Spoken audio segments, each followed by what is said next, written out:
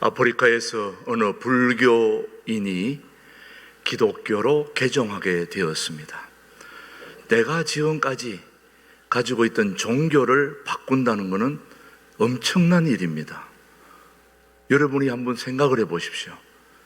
내가 이 기독교로 지금까지 지내왔는데 다른 종교로 바꾸었다. 있을 수 없는 일들입니다. 그 아프리카의 불교인이 기독교로 개종을 하게 되니까 많은 사람들이 몹시 궁금했습니다. 그래서 그 개종한 이유를 물어보았습니다. 그랬더니 그 불교도가 기독교로 개종한 이유를 얘기하는데 기가 막힌 내용으로 대답을 했습니다. 그분이 오히려 질문을 도로 했습니다. 만약 당신이 길을 가다가 길을 잃었다고 생각을 해보세요. 그러면 길을 잃었을 때에 당신 앞에 두 사람이 있는데 한 사람은 죽은 사람이고 한 사람은 산 사람이다. 누구에게 길을 물어보겠습니까? 자, 오늘 여러분에게 질문해 봅니다. 여러분이 길을 가다가 길을 잃었을 때에 두 사람이 있는데 한 사람은 죽은 사람, 한 사람은 산 사람입니다. 어느 사람에게 길을 물어보겠습니까? 물어보나 마나 한 얘기를 그렇게 물어보십니까? 바로 그 얘기를 제가 하고 싶은 겁니다. 저는 지금까지 제 인생의 길을 대답해 줄 부처님이 살아있는 게 아니고 죽은 분이기 때문에 내 인생에 한 번도 가보지 않은 길을 죽은 사람보다는 살아있는 사람에게 물어보려고 제가 기독교로 개종했습니다. 내 인생의 길을 가르쳐 주지 못하는 죽은 사람이 아니라 분명하게 확실하게 가르쳐 줄 수 있는 그런 예수님에게 물어보려고 제가 기독교로 개종을 했습니다. 대답이 분명하지 않습니까? 참 그런 대답을 가지고 있다면 종교를 바꿀 만한 이유가 되는 거죠. 오늘 여러분은 여러분의 인생의 길을 누구에게 물어보고 싶습니까? 죽은 사람입니까? 산 사람입니까? 오늘 본문은 우리에게 분명히 말씀하고 있습니다. 하나님의 말씀은 살았고 운동력이 있어, 활력이 있어. 하나님의 말씀은 죽었습니까? 살았습니까? 살았고 좌우의 날선 어떤 것보다도 예리하여 혼과 영과 및 관절과 골수를 찔러 쪼개기까지 하며 마음의 생각과 모든 걸 다 아시는 살아계신 하나님, 그분에게 우리 인생의 길을 물어봐야 되지 않겠습니까, 여러분? 자, 오늘 다시 한번 물어봅니다. 여러분은 어디에다 여러분의 인생을 투자하시겠습니까?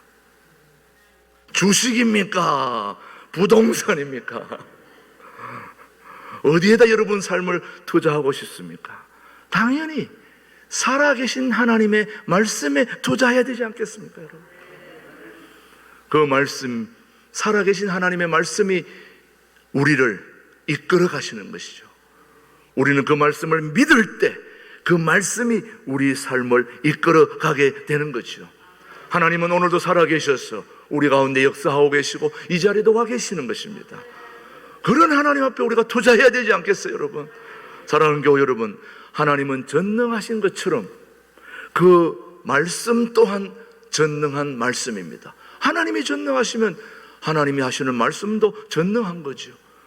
그래서 오늘 여러분이 몇 가지를 분명하게 아셔야 될 것이, 첫 번째, 하나님의 말씀은 살아나게 하는, 소성케 하는 능력이 있습니다. 우리 하나님의 말씀은 우리 발에 채어서 돌아다니는 마른 뼈도 살아나게 하는 능력입니다. 얼마나 대단합니까? 하나님의 말씀이 들어갈 때에 우리의 침체된 영혼도 살아나는 것입니다. 소성케 되는 것입니다. 우리의 믿음의 선배인 다윗이 그것을 이미 먼저 경험을 했습니다. 그의 마음속에 모든 침체된 또 불가능한 또 안 되는 것들을 다 되게 하는 하나님의 말씀을 체험했는데, 그 말씀이 어떤 말씀인지 오늘 그 말씀을 한번 살펴보겠습니다. 시편 19편 7절에서 8절 말씀 천천히 시작. 여호와의 율법은 완전하여 영혼을 뭐하며 소성시키며 여호와의 증거는 확실하여 우둔한 자를 지혜롭게 하며 여호와의 교훈은 정직하여 마음을 기쁘게 하고 여호와의 계명은 순결하여 눈을 밝게 하시도다. 눈이 어두우신 분은 말씀을 보시면 눈이 밝아집니다. 우리의 마음의 모든 걸 깨끗하게 하시고 소성케 하고 살아나게 하고 활력이 있게 하고, 그런 하나님의 말씀을 이미 다윗이 체험했기 때문에 우리에게 그 말씀을 주고 있는 것입니다. 하나님의 말씀은 소성케 하는 능력이 있습니다. 그런데 예수님이 우리를 살리는 것은 바로 성령님과 말씀이라고 그랬습니다. 정말 그러한지 우리 한번 요한복음 6장의 말씀을 한번 확인해 보십시다. 시작. 살리는 것은 뭐니? 영이니 육은 무익하니라. 내가 너희에게 이런 말은 영이요 생명이라. 우리 하나님의 말씀은 살리는 것입니다. 주님의 말씀이 임할 때 중풍병자가 일어났어요. 중풍병 그거 일어나는 병이 아니에요. 근데 말씀이 임할 때 일어났다니까요. 죽은 나사로가 살아났습니다. 하루도 아니고 이틀도 아니고 3일도 아니고 나흘째. 사람이 나흘째 되면 뭐 우리가 숨이 끊어져도 금방 좀 있으면 죽은 게 확인이 되는데, 나흘쯤 되면 냄새가 나는 그런 나사로를 말씀으로 살리신 분이 우리 하나님이십니다. 우리 주님이십니다. 대단하지 않습니까? 나인성 가부의 아들도 하나님의 말씀이 임할 때 살아나는 것입니다. 우리 하나님의 말씀은 소성케 하는, 살아나게 하는 능력이 있는 것입니다. 살아계신 그 하나님의 말씀이 오늘도 이 가운데 함께하는 거죠, 여러분. 그래서 우리가 여러분 알아야 될 것은 하나님의 말씀이 있는 곳을 가까이 가야 됩니다. 말씀이 머무는 곳에 여러분이 함께 머물러야 되는 것입니다. 하나님의 말씀이 임하여 역사하는 곳에 여러분은 가까이 가야 됩니다. 엄한 데 가까이 가지 말고 말씀이 있는 곳을 찾아다녀야 됩니다. 어디서 말씀이 역사하는지, 어떤 곳에서 말씀의 역사가 일어났는지, 그곳에 가면 나도 이 역사가 일어나는 겁니다. 뜨거운 불 옆에 가면 뜨거워지는 거거든요. 뜨거워지거든요. 불 꺼진 데 가면 뜨겁지 않습니다. 얼굴 들이밀어도 아무런 문제도 없어요. 뜨거운 불 옆에 가면 불의 기온을 느끼듯이 살아계신 하나님의 말씀이 역사하는 곳에 가면 여러분도 그 역사에 힘입을 수 있고 같은 동일한 능력을 체험할 수 있게 되는 것입니다. 사람들은 모두 떠날 때에 예수님이 제자들에게 묻습니다. 너희도 가려느냐? 너희도 나를 떠나려느냐? 예수님의 제자들에게 그렇게 물었을 때에 베드로가 무슨 말을 했는지 오늘 말씀을 한번 보십시다. 그 말씀이 기가 막힌 말씀이 있습니다. 요한복음 6장 시작. 그때로부터 그의 제자 중에 많은 사람이 떠나가고 다시 그와 함께 다니지 아니하더라. 예수께서 12 제자에게 이르시되 너희도 가려느냐라고 말씀했을 때 시몬 베드로 시작. 시몬 대답하되 주여 영생의 말씀이 주께 있사오니 우리가 누구에게로 가오리까? 영생의 말씀이 있는데 어디로 가겠습니까, 여러분?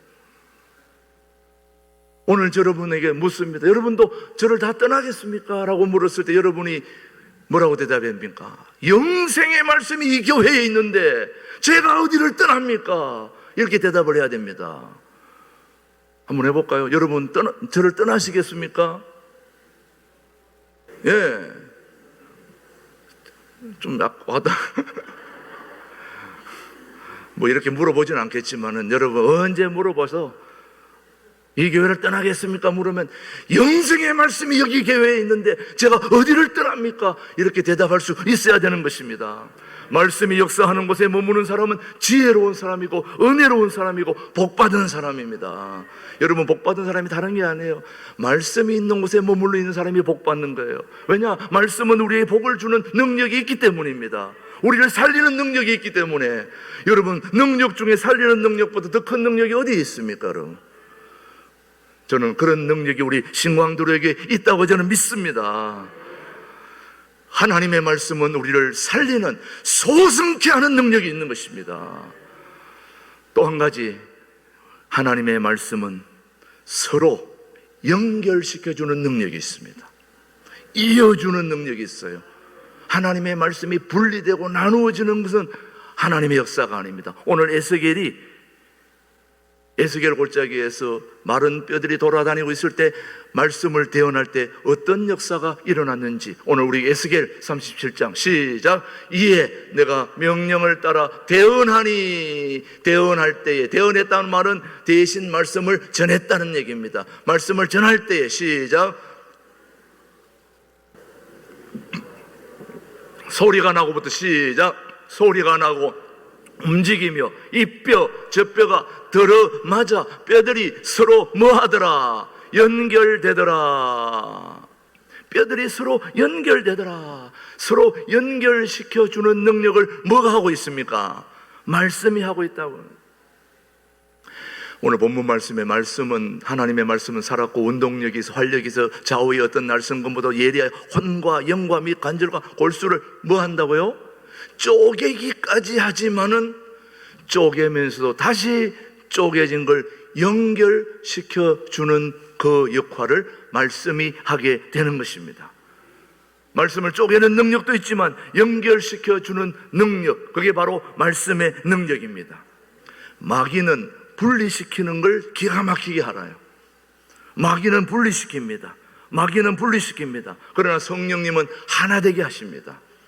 우리 가운데 우리를 분리시키고 이 갈라치기, 너는 나와 다르다, 나는 너와 다르다, 서로 이렇게 분리하고 나누고 이런 거는 사단이 좋아하는 거예요.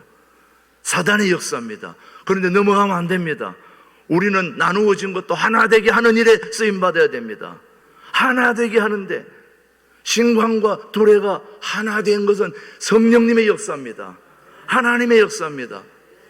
예수님이 요한복음 17장에 대제사장적 기도를 하셨는데 그 기도의 핵심이 뭐냐면 하나 되게 해달라고 기도했습니다.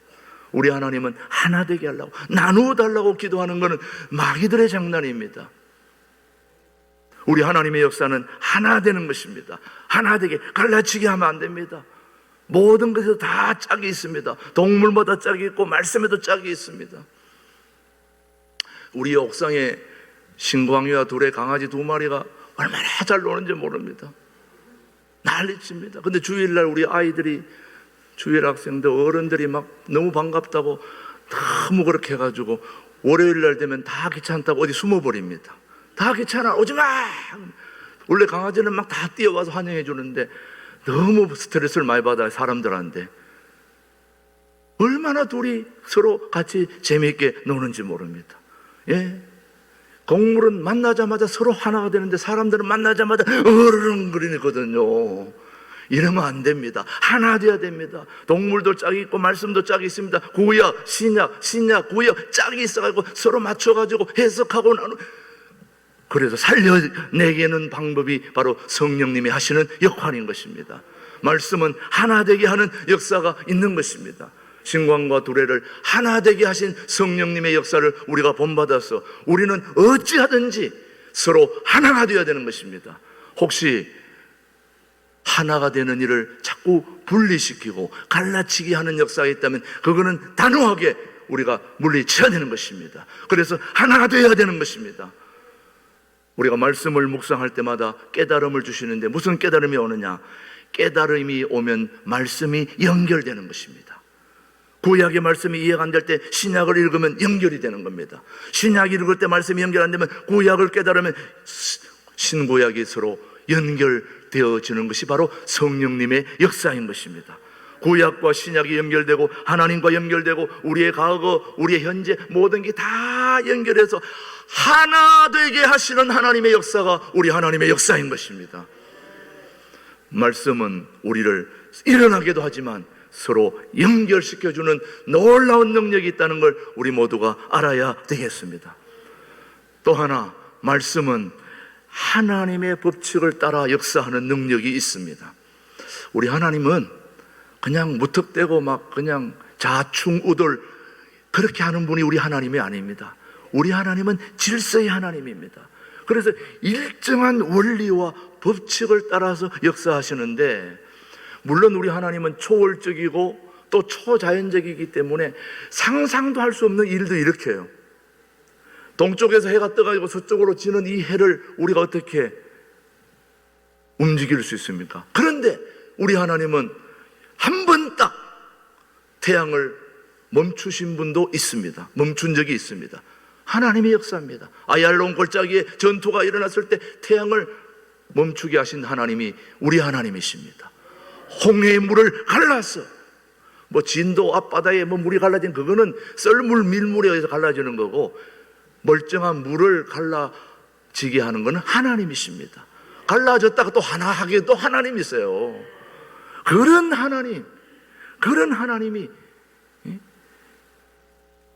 하나님이지만 우리 하나님은 일정한 원리와 법칙을 따라서 역사하시는데, 한번 우리 에스겔 37장 한번 보시면은 자, 어떤 말씀이 있는지, 너희 위에, 시작, 너희 위에 힘줄을 두고 살을 입히고 가죽으로 덮고 너희 속에 생기를 넣으리니 너희가 살아나리라. 또 내가 여호와인 줄 너희가 알리라 하셨다 하라. 이에 내가 명령을 따라 대언하니 대언할 때 소리가 나고 움직이며 이 뼈 저 뼈가 들어맞아 뼈들이 서로 연결되더라. 내가 또 보니 그 뼈에 힘줄이 생기고 또 살이 오르며 그 위에 가죽이 덮이나 그 속에 생기는 없더라. 자, 하나님의 역사가 우선 그 뼈에 뭐부터 합니까? 힘줄이 생기고 또 살이 오르며 그 위에 가죽이 덮이고 이래야 되는데, 가죽부터 덮어놓고 안에 순서가 어떻게 되어 있습니까? 하나님은 순서를 기가 막히게 맞추어서 역사를 하잖아요. 그냥 살아나게 하는 분이 아닙니다. 우리 하나님은 그 법칙을 전혀 어김없이 초자연적이고 초월적인 역사를 일으키기도 하지만 대부분의 모든 역사는 순리대로 합니다. 순리대로. 자연의 순리를 어떻게 했는지 우리 한번 마가복음 4장 28절 한번 보십시오. 자, 땅이, 시작, 땅이 스스로 열매를 맺되 처음에는 싹이요, 다음에는 이삭이요, 그 다음에는 이삭의 충실한 곡식이라. 자, 전부터 싹이 나야 되는데 이삭부터 나오면 되겠습니까? 안 되겠습니까? 열매부터 나오면 돼요? 안 돼요? 우리 하나님은 그렇게 하는 분이 아닙니다. 싹을 나게 하고 이삭이 생기고 꽃이 피고 열매가 맺게 순서대로 그렇게 하는 분이 우리 하나님이십니다. 멀쩡하게 지나다니는 우리 차들을 멈추게 하고 공중으로 땡겨 올라가고 그런 하나님이 아니에요. 우리 하나님은 정상적인 삶을 통해서 우리에게 다가오시고 역사하시고 일정한 원리와 법칙을 따라서 우리 하나님은 움직이고 그렇게 역사하는 분이 우리 하나님이세요. 우리 하나님은 아무리 급하더라도 돌을 가지고 떡을 만드는 분이 아닙니다. 아무리 배고파도 돌을 가지고 떡을 만들고 거나 또 성전에서 뛰어내리거나 그렇게 하지 않는 분이 우리 하나님이십니다. 그래서 우리 주님은 심고 거두고 심고 이 농작의 법칙, 자연의 법칙, 이 우주 원리를 철저하게 일정한 원리와 법도를 따라 움직이도록 그렇게 하시는 분이 우리 하나님이십니다.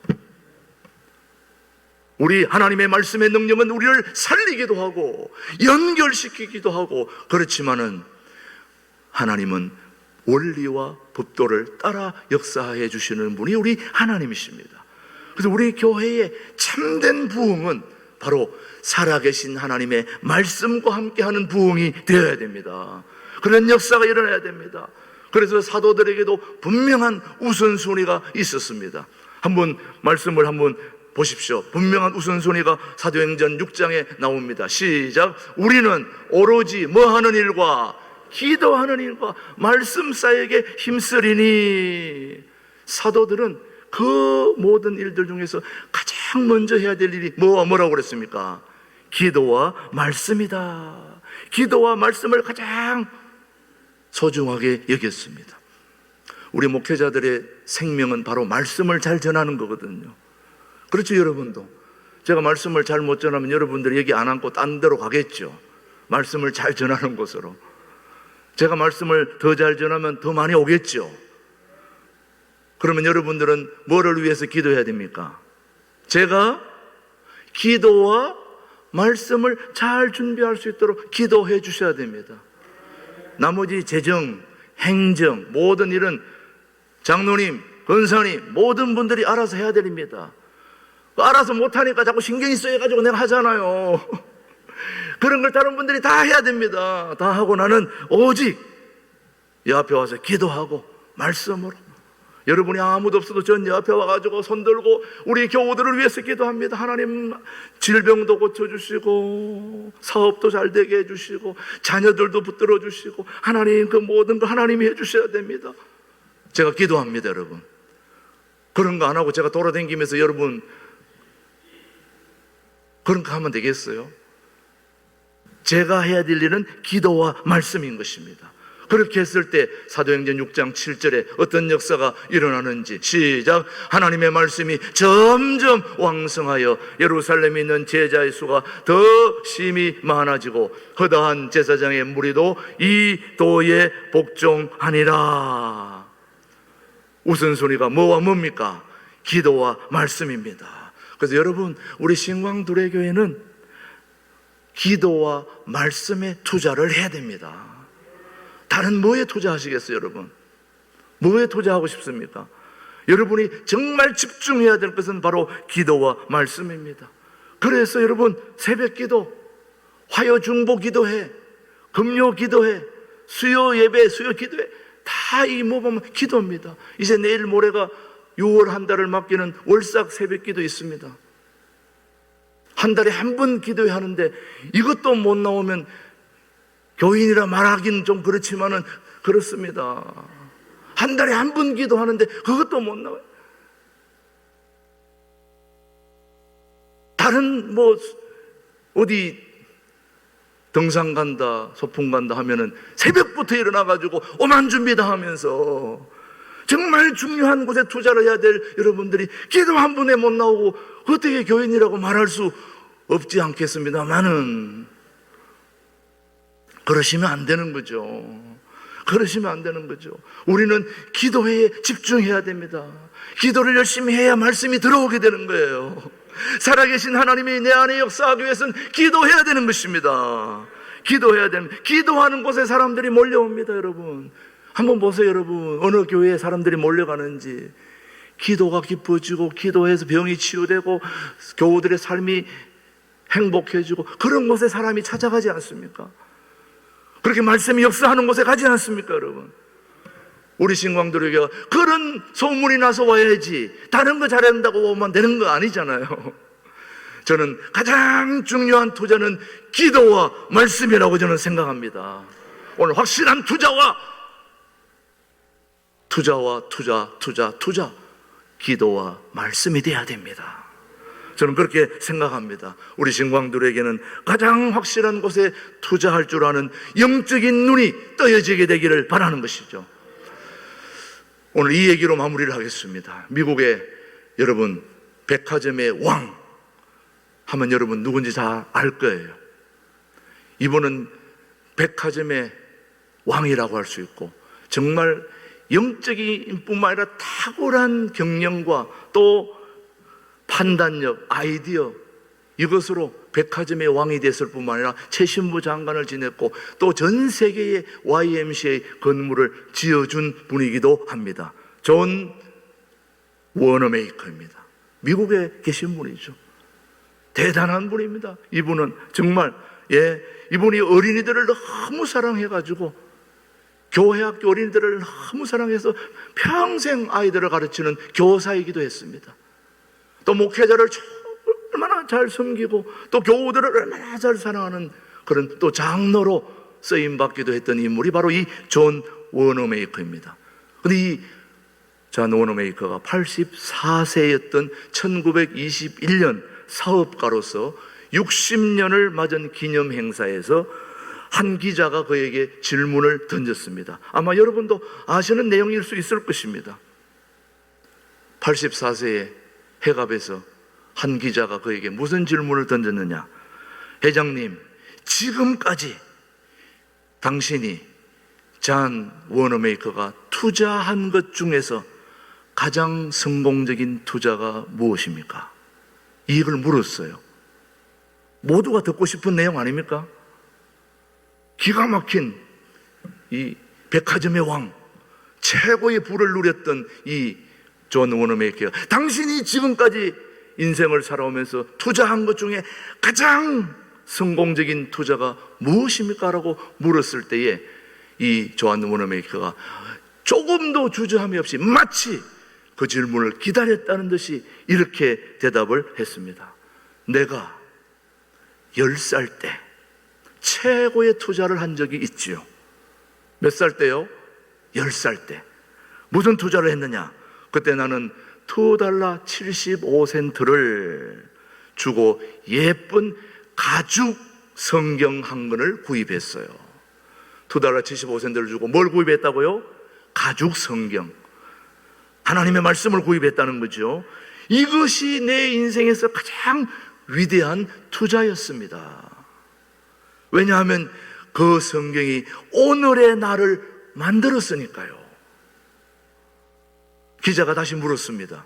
그러면 우리가 성경만 구입하면 우리도 성공할 수 있습니까?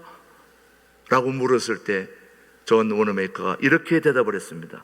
그렇지는 않습니다. 먼저 하나님을 믿고 실천을 해야 하지요. 하나님을 신뢰하고 즐겁고 기쁘게 일하다 보면 어느새 성공이 당신 옆에, 내 옆에 와 있으니까요. 어린 워너메이커는 성경을 구입한 후에 그 돈을 갚기 위해서 1년 반 동안 아버지의 벽돌 공장에서 수업을 마치고 와가지고 11,900장의 벽돌을 뒤집으면서 아버지에게 용돈을 받아가지고 그 돈으로 그 성경 구입을 빚진 것을 다 갚을 수 있었어요. 그래서 이 워너메이커가 성경을 구입해준 그 선생님에게 마지막 잔금 18센트를 내밀며 큰 소리로 말했습니다. 선생님, 오늘 이 마지막 빚을 갚는 날이에요. 이제 이 성경책은 제 것이 되었습니다. 라고 했을 때 그 선생님이 이렇게 얘기했습니다. 존, 네가 결국 해냈구나. 네가 정말 자랑스럽다.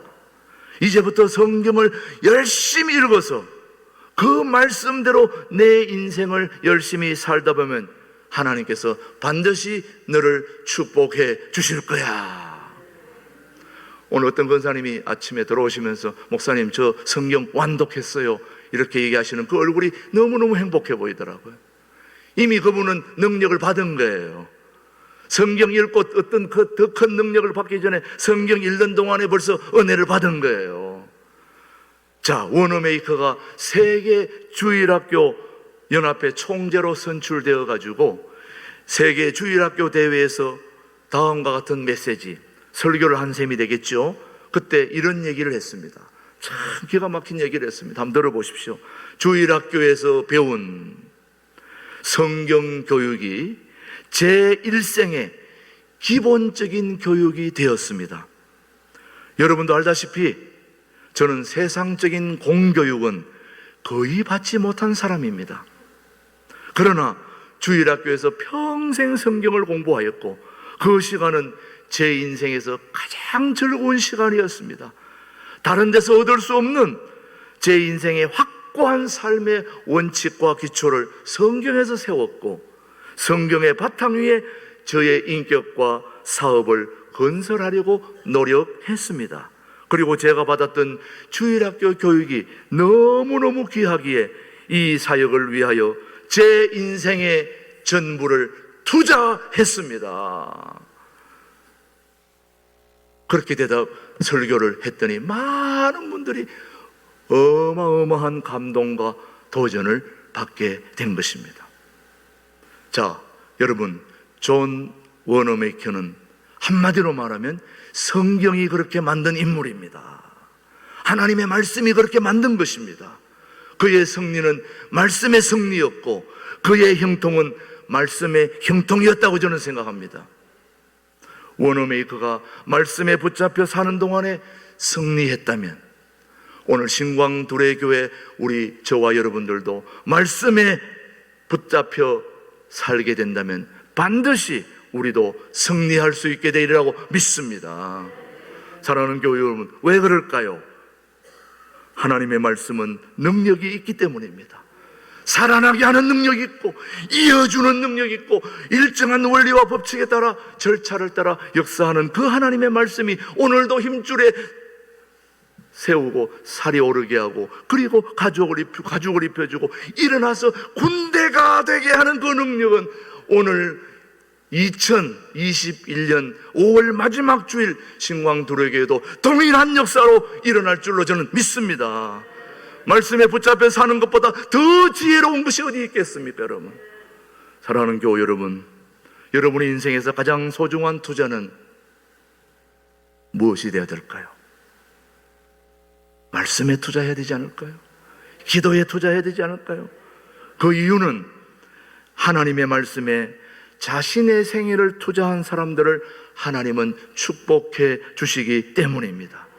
우리의 생애를 성경에 투자할 때 성경은 우리의 생애를 가장 아름답게 만들어 가시기 때문인 것입니다. 오늘 사랑하는 교회 여러분, 여러분의 남은 인생 기도와 말씀에 투자하시기를 강력하게 부탁드리고 권유하고 또 말씀을 드립니다. 그것이 우리 모두가 멋지게 남은 인생을 멋지게 행복하게 살 수 있는 비결임을 저는 자신 있게 말씀드리고 싶습니다. 기도와 말씀에 투자하는 여러분의 삶이 되기를 주님의 이름으로 축복합니다. 하나님 아버지 감사합니다. 오늘 신광두레교회는 가장 확실한 투자, 말씀과 기도에 우리 모두 올인하게 하여 주옵소서. 예수님의 이름으로 기도드립니다. 아멘.